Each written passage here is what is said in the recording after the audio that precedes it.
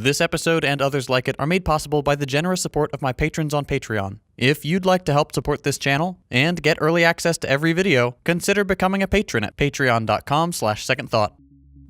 These days, it's hard to imagine ourselves as living through good times, where once the future was brimming with hope and we were free to imagine a utopian society for ourselves and our children. Pessimism has steadily crept over our imagination, taking hold of our future and shackling us with a vision of dystopia. We've become accustomed to the idea that things won't actually get better, and it's not all that surprising.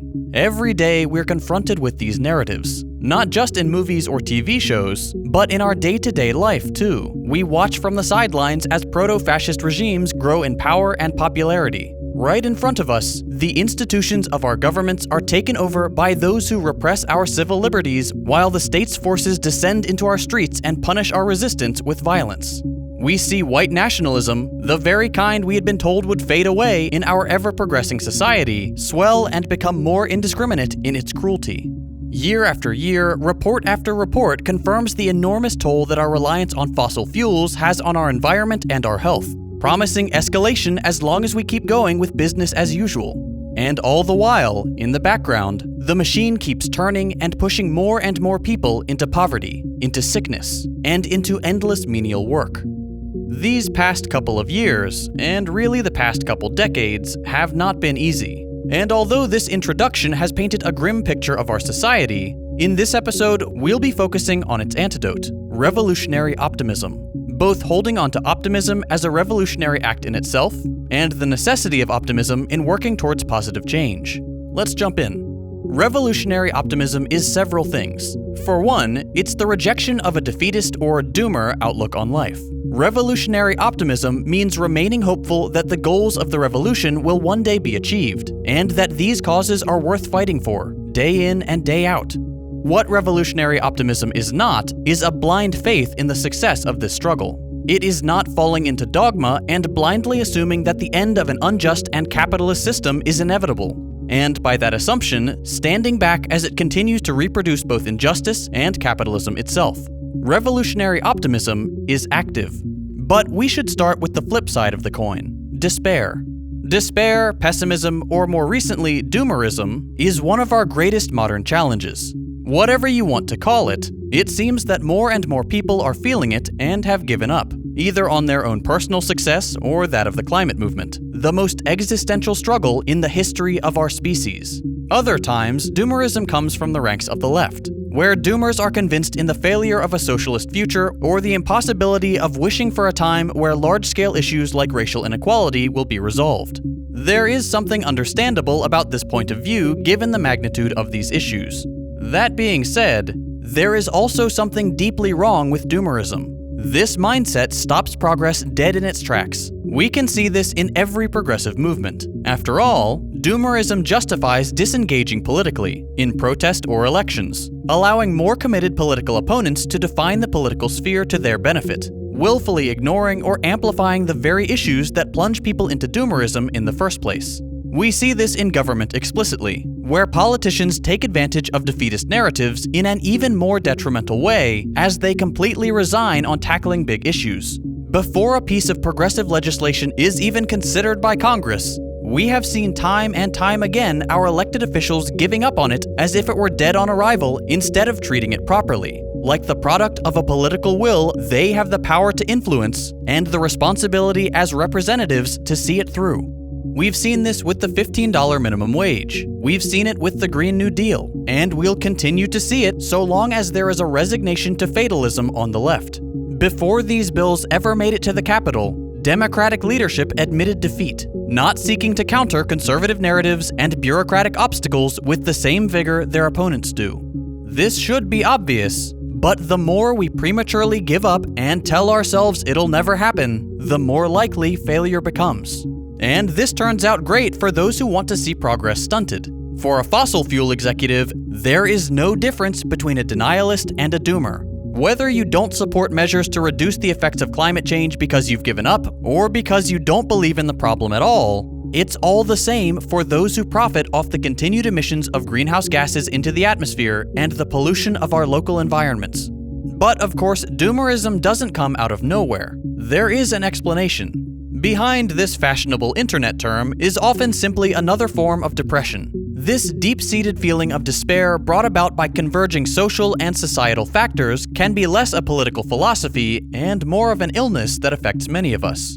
We know from 2020 and 2021, during which we saw a 30% increase in feelings of depression and anxiety and a 45% increase in deaths of despair, that this is affecting more and more people and that it is largely a product of our collective environment. It would hardly be productive for us to single out those for whom this is a well-known issue and pretend like it is them who are somehow to blame for the stagnation of American politics or the difficult journey towards a more sustainable future. Instead, it is imperative to counter the narratives that emerge out of doomerism with what is lacking: a sense of agency and optimism. And there are reasons to be optimistic. For starters, more and more people today are mobilizing for a better future. People are taking up protest signs, spots in elected office, and roles in society to both promote and actively bring about positive change on a scale that hasn't been seen for several decades.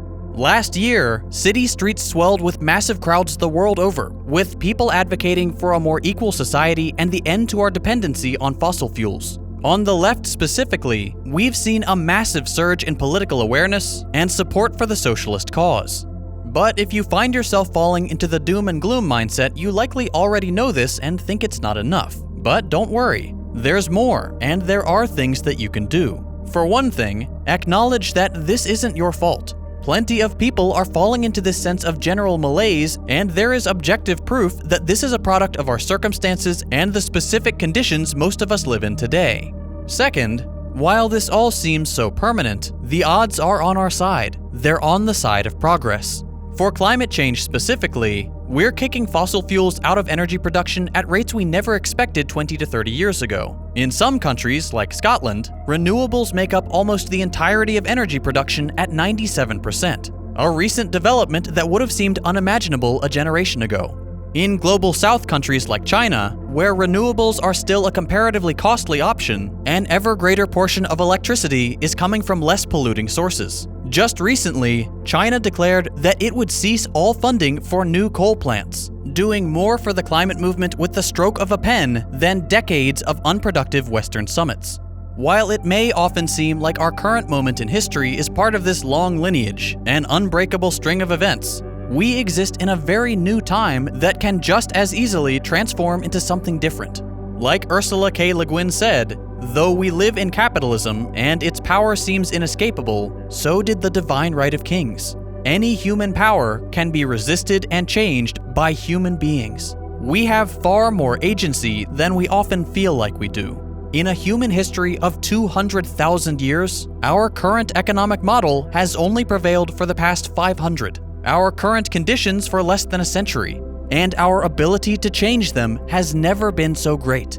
As a final consideration, think about the ways that you can get involved to make this change happen. The best antidote to feeling that nothing is changing isn't listening to a couple statistics. It's actually working to make things change yourself.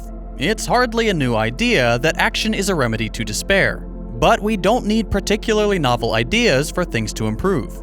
If you're looking for an easy way to get started, there is always going to be an organization or group nearby making meaningful change in your community. In just about every major city, and most other places around the country, you'll find a local branch of the DSA, a socialist or communist political party, or your local community's mutual aid collective.